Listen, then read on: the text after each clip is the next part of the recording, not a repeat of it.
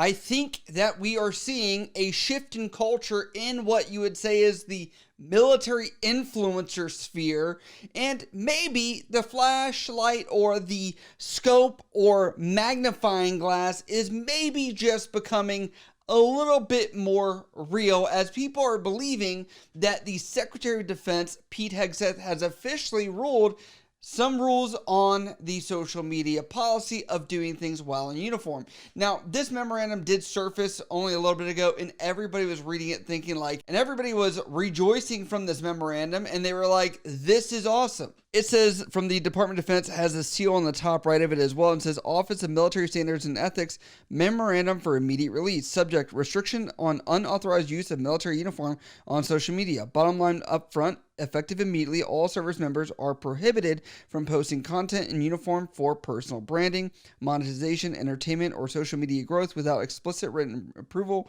from the unit's public affairs officer. Rationale: the military uniform is not a costume. It is not your brand. It is a symbol of national service, sacrifice, and collective duty. Using it to build a following, chase internet clout, or promote personal narratives is a direct insult to the profession of arms and the American who trusts to defend them.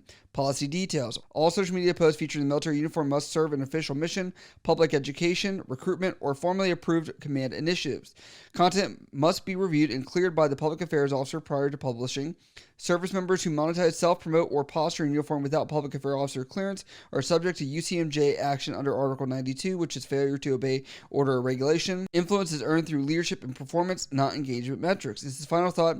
We're here to fight wars, not win followers. If your greatest achievement in uniform is filming yourself, hang it up. The real professionals are too busy training, leading, and defending this nation to care about your algorithm. Signed, Pete Hegseth. Now, the craziness of this is there are top enlisted leaders that have talked to their juniors saying that this is real. I've known senior leaders that have asked about this being real or not. And I'm like, this is crazy how information is being released, because as you've seen, a lot of things have been announced on X, Twitter formerly, and things like that, where essentially the way we get our news or information is kind of through things that are through this device, and has actually led to a lot of people thinking this is real. Let's debunk this. First off, this is not how memorandums do look like if they are going to be released. On top of that, you do not see a signature on here, where if you look at any other memorandum that has been signed by anybody in the chain of command, it is having a pen signature on there. So you should have had your red flags going, but I feel like having a little bit of information literacy is important when talking about where you find sources of information. And obviously people have believed this because there are other people that have also said that this is real. That's because the original poster said, no S, because my first sergeant is running around posting this in the company's group chats. And someone said below that, I need to teach your first sergeant class. And they actually showed a screenshot of one of the group chats and says, below it says, pass to the lowest level and shout it from the rooftops. About time. And it's from somebody that is a first sergeant.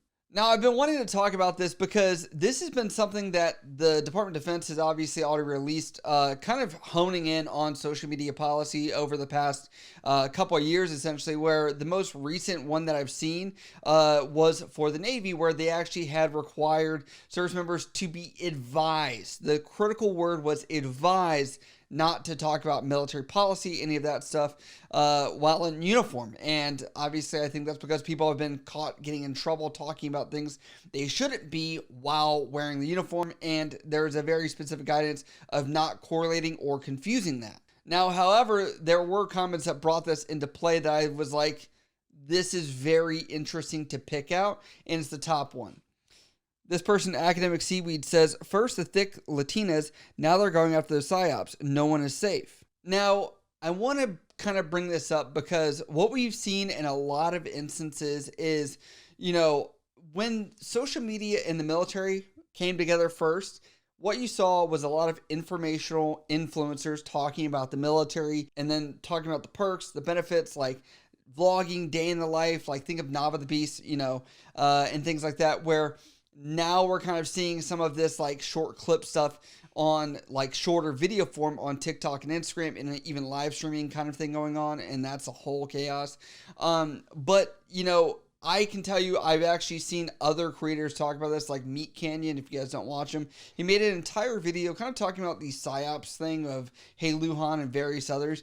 And I'm like, the perspective is very much changing right now of social media and the military landscape, because those people are thriving and they're able to thrive because a lot of them do not have to do much besides just wear the uniform, have, you know, a good positive presence, if you're picking up what I'm saying, and then essentially keep posting like that, put some music over top of it, keep the likes, keep the follows going, and then that just repeats over and over and over again.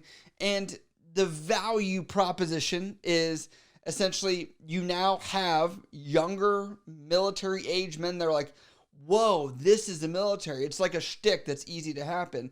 And what's weird is this used to be like a few far in between of just people that were looking pretty for their social media following.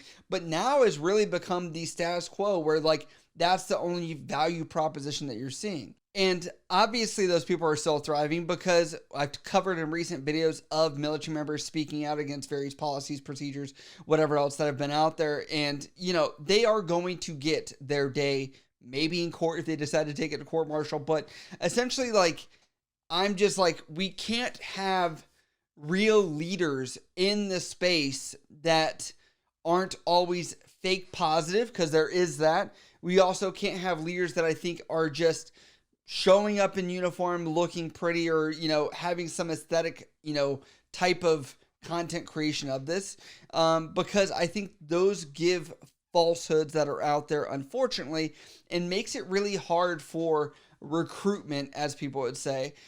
Because still, what's funny is we had people like Nav the Beast back in the day that were just obliterated pretty much and bullied because they were giving this fake aesthetic to the military. But like, that is the normal now. Like, you know, if anything, Nav the Beast was the like beginning of that whole era of aesthetics, or just kind of making things seem better than they actually are. And now no one even cares. It's just like how social media is in general. So, you know, I don't want to hate on these people. I really don't. I just am noticing a shift or a tide in culture, you know, outside the military, but also within it, and kind of saying like, where is that line?